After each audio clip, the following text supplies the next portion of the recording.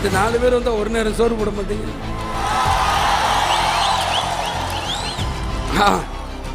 அதுலயே நம்மளுக்கு போதும், முடிஞ்சிடும்.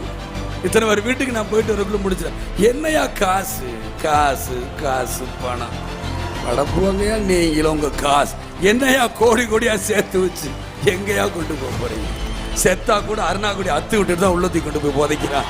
காசு கிடையாது, ஒண்ணும் கிடையாது. விஜயகாந்த் இப்படிலாம் மிரட்டுன்னு நினைச்சா தோல்வி அவங்களுக்கு தான் தவிர எனக்கு கிடையாது.